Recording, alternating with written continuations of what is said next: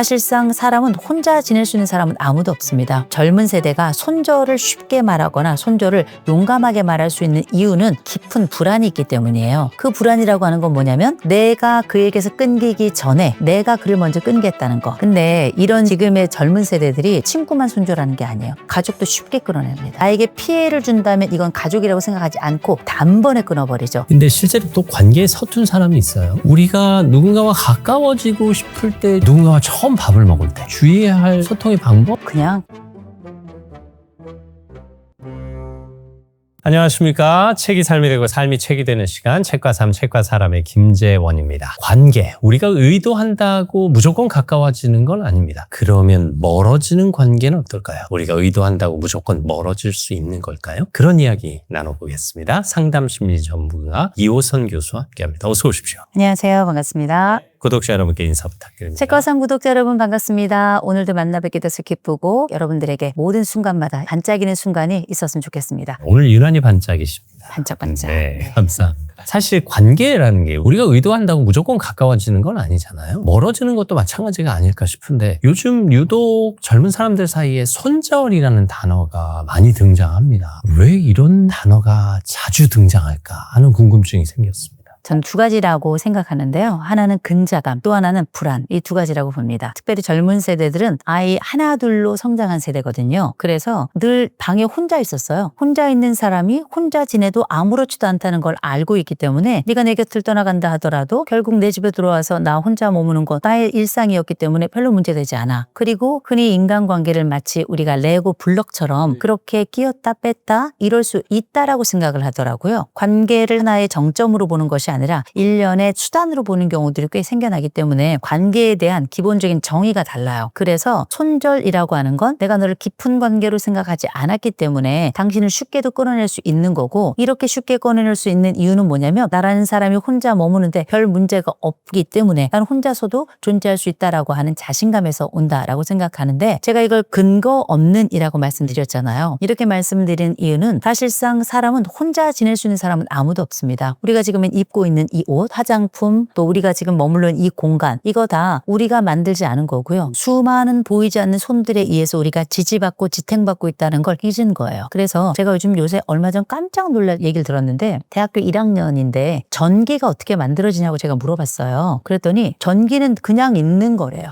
그런 답이 나왔어요? 전기는 적어도 우리가 스위치를 올려서 전기불이 딱 들어올 때는 수많은 과정과 수많은 노력들이 이 자리를 지지해주고 지탱해줘야 가능하다는 거 알고 계시잖아요. 그런데 요즘 아이들 그렇게 대답을 하더라고요. 참 놀랄 일이죠. 너무나 많은 친구들이 그렇게 믿고 또 그렇게 알고 있습니다. 상식이 부족해서 그런 것도 있겠지만 상식의 부족이 아니고요. 당연하기 때문에 많은 것들 밑에 무엇이 있는지를 생각하지 않는 거예요. 그래서 어쩌면 근거 없는 자신감이라고 말씀을 드렸던 건 그들이 스스로 혼자 유아 독존할 수 있다고 믿는 건데, 사실 유아 독존할 수 없습니다. 이미 우리는 수많은 사람들이 지탱하는 그 위에 존재하고 있었기 때문에. 또 한 가지, 젊은 세대가 손절을 쉽게 말하거나 손절을 용감하게 말할 수 있는 이유는 깊은 불안이 있기 때문이에요. 그 불안이라고 하는 건 뭐냐면 내가 그에게서 끊기기 전에 내가 그를 먼저 끊겠다는 거, 그거 하나 있는 거고요. 또 하나는 나에게 위협이 되는 것들로부터 나를 보호하고자 하는 이 작동 심리가 굉장히 속도가 빨라졌다는 거예요. 다른 사람이 나를 밀어낸다는 건 굉장히 수치스럽고, 다른 사람이 나를 끊어낸다는 건 나는 고립, 곧 왕따가 되는 겁니다. 이런 왕따가 되기 전에 내가 너를 끊어낸다면 내가 너를 왕따시키는 것과 다름없는 거거든요. 그래서 손절이 빠른 것이기도 해요. 또 한 가지는 불안에서 유발되는 이 손절이라고 하는 건 나를 둘러싼 환경이 내 친구이고 나의 가족이고 나와 연결되어 있는 사람들인데, 이 사람들이 나를 떠나면 어찌 될지 구체적인 어려움에 도달해 본 적이 없는 겁니다. 이 완벽하게 홀로 남겨진다는 것이 어떤 의미인지를 전혀 알지 못하는 것이긴 합니다만, 그런데 인간은 근원적인 불안이 있어요. 홀로 남겨졌을 때 주변의 불들이 다 꺼지고 내 불빛만, 내 눈빛만 남아있다는 건 주변은 다 어두움이라는 뜻이에요. 이건 사람이 아주 본능적인 두려움을 갖게 하는 거라, 내 친구가 하나 끊어진다는 건 내 주변에 불이 하나 꺼지는 거예요. 그렇게 불이 하나 둘 꺼지다 보면 내 세상은 다 암흑이 되겠죠. 이럴 때 생겨나는 아주 근원적인 불안이 있어요. 그 불안이 있음에도 불구하고 우리가 손절이라는 건 얘기할 수 있는 건 뭐냐면 이 사람이 본인이 가지고 있는 주변에 대한 통제 능력이 있다고 생각하는 겁니다. 그래서 나라는 사람, 이 사람이 떨어져 나가요. 떨어져 나가도 나는 다시금 통제가 가능하기 때문에 불안하지 않다라고 생각하는데, 이면에는 깊은 불안이 있어요. 그러나 표면적으로는 내가 불안을 통제할 수 있다라고 하는 말도 안 되는 두 가지 감정이 같이 있기 때문입니다. 근데 이런 지금의 젊은 세대들이 제가 정말 안타깝게 느끼는 게 친구만 손절하는 게 아니에요. 가족도 쉽게 끊어냅니다. 그래. 네.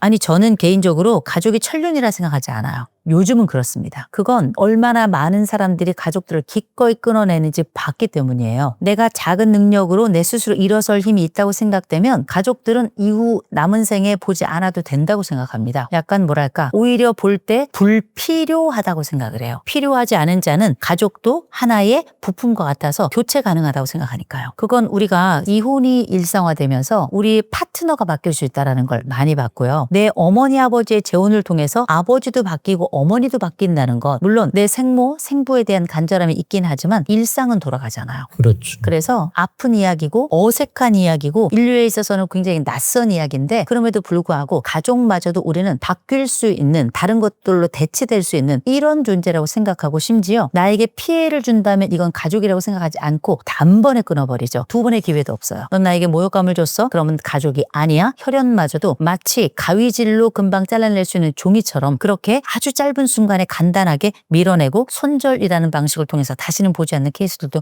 많이 있습니다. 네. 자신감, 곧 근자감과 더불어서 내 안쪽에 있는 거대한 불안이 내가 버려지기 전에 내가 먼저 버리겠다라고 하는 아주 기본적인 두 가지 전제를 깔고 있다라고 저는 생각을 해요. 지금 손절에 대한 얘기를 들어보니까 사실 과거에도 절교라는 단어는 있었거든요. 근데 그때 수십 년 전에 썼던 절교라는 단어의 무게감과 이 손절의 무게감이 사뭇 다르다는 생각이 드는데요. 절교는 교제를 끊는다는 뜻이죠. 손절은 경제 개념입니다. 손해를 끊는다는 거예요.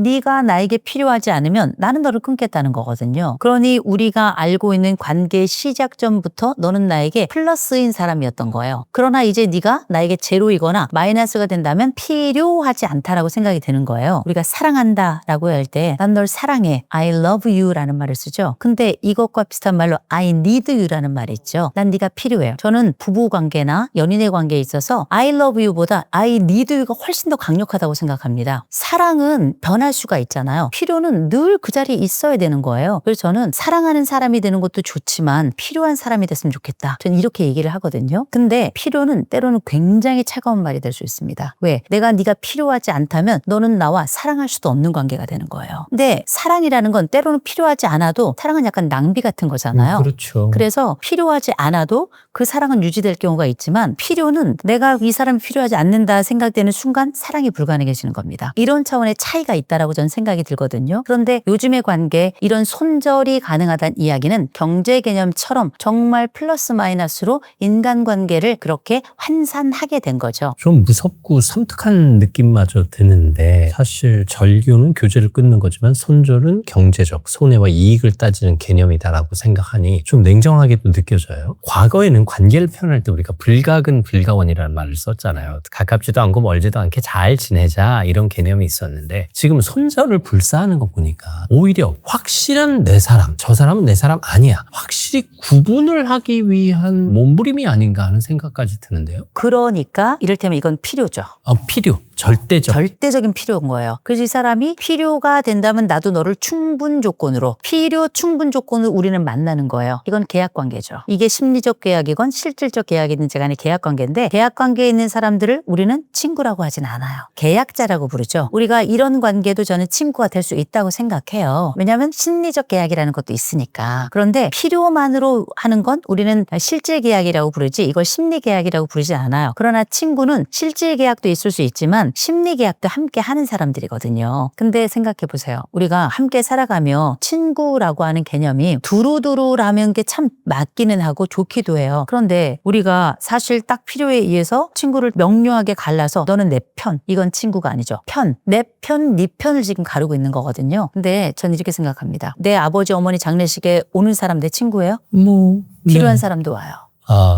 그렇죠. 사업 관계자도 오잖아요. 그러네요. 거래처 분들도 오시고. 그래서 내 친구가 무슨 일이 있어서 사실은 오랫동안 알았는데 장례식에 못 왔어. 너무 나몰라라는 것 같아. 그래서 딱 손절해. 이런 사람들 많아요. 아, 그래요. 요새 많아요. 내 어머니 아버지 장례식에 안 와? 우리 아들 딸 결혼식에 안 와? 넌 아웃. 이런 경우 많이 있거든요. 근데 세상 일은 모르는 거예요. 오래 살아본 분들 다 똑같은 얘기 하십니다. 잘못하고 살면 안 된다. 다 만난다. 위기의 순간에 전혀 모르는 그 사람의 손이 나의 몸에 손을 얹을 수도 있고요. 내가 좀 원수처럼 생각했던 사람에게 내가 가서 빌어야 되는 순간도 와요. 그래서 정확하게 네 편 내 편을 가르는 건 바보다. 그냥 안 만나면 손절이에요? 아니잖아요. 가만히 있으면 중간은 간다는 얘기가 나오잖아요. 내가 손절하고 싶은 사람 있으면 그냥 두세요. 그냥 두면 세월이 지나면 저절로 멀어지는 겁니다. 그러나 경우에 따라 이 사람과의 조우가 필요한 순간이 있어요. 그럴 땐 내가 가서 읍소를 해야 되는 상황도 생깁니다. 난 너와 손절이야? 이렇게 말한 사람에게 내가 가서 간다면 내 무릎이 까져도 그 사람은 나를 받아들이지 않을 겁니다. 그래서 굳이 우리가 손절이라고 해서 너와 나를 정확하게 가르는 이유는 딱 하나예요. 내 편이라면 나를 도울 것이고 나를 배신하지 않을 것이다 라고 하는 불안에 존재하고 있는데, 불안은 말하지 않는 한, 들키지 않는 한 다른 사람들은 잘 몰라요. 그러니 들키지 말라. 그리고 그 사람과 손절을 말하지 말아라. 그냥 있으면 돼요. 그래서 필요하다면 그 사람이 내게 올 수도 있고 내가 그 사람에게도 갈 수도 있어요. 늘 인간관계에 있어서는 여지를 두는 게 전 좋다고 생각합니다. 결국 자연스러운 흐름을 따라가는 것이 관계의 묘수가 아닐까 싶은데, 이 친구라는 게 의도적으로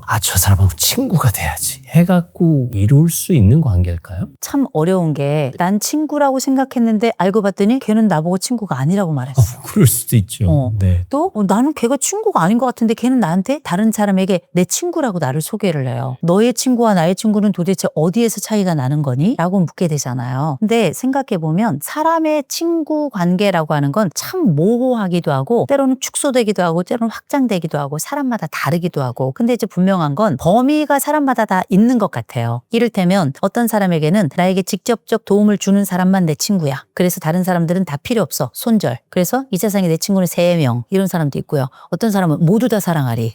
네. 지나가는 낙엽마저도 마이 프렌드. 이런 사람들도 있단 말이에요. 누가 옳은지는 모르겠습니다만 분명한 건 사람이 가지고 있는 경계는 그 사람의 품이기도 하다고 저는 생각해요. 사람마다 품을 수 있는 사람이 있잖아요. 그런데 어떤 사람은 적게 품는 사람이 있고 딱 가족만 품을 수 있는 사람이 있고, 뭐 그릇의 크기 다르듯이. 그렇죠.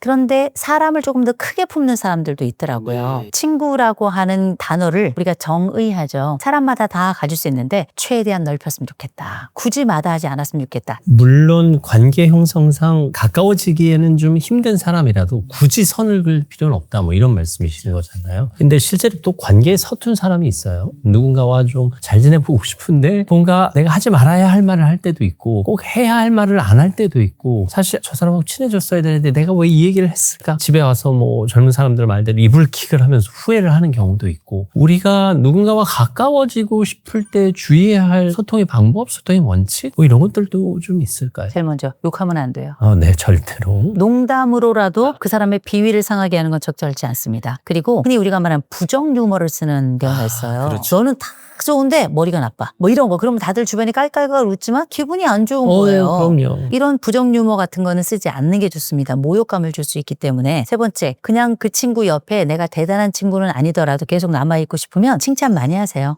이걸 아첨이라고 불러도 좋아요. 내가 이 사람이 간절한데 내가 이 사람 옆에 있고 싶으면 내가 이 사람에게 의미 있고 이 사람이 달콤하다 느끼는 말을 해야 되는 겁니다. 이런 제가 이상하다고 얘기하시는 분들이 계실지 모르겠지만 어떤 사람에게 사랑을 얻기 위해서는 그 사랑이 충분히 느낄 만한 달콤함을 줘야 되는 거예요. 당연한 거고요. 그다음 중요한 거, 내 능력 하나 정도는 보여줘야 돼요. 내 능력 하나. 이를테면 얘는 성실해. 얘는 재미가 있어. 아니면 얘는 다른 사람 말을 잘 들어줘. 이 사람만의 아주 풍부한 인정할 만한 한 가지는 가지고 있으면 다른 사람도 나를 인정해요. 그래서 보통 어떤 친구들이 계속 관계를 유지해 간다는 건 여러 가지 특징 중에 한 가지만큼은 이 사람에게 배울 게 있다 싶으면 그 사람하고는 친구로 오랜 관계가 유지되더라고요. 내가 뭘 가지고 있는지를 한번 보세요. 그러면 요거 하나가 나에겐 장점이 될 수 있어요. 그리고 그 친구들에게 좀 어필을 하세요. 내가 다른 건 못하는데 요거 하나는 좀 괜찮은 것 같아. 나를 어필하는 것도 되게 중요하다고 생각해요. 이를테면 저는 김재원 아나운서의 장점을 잘 알고 있어요. 첫째는 김재원 아나운서는 다른 사람에 대해서 눈빛을 잘 숨겨요.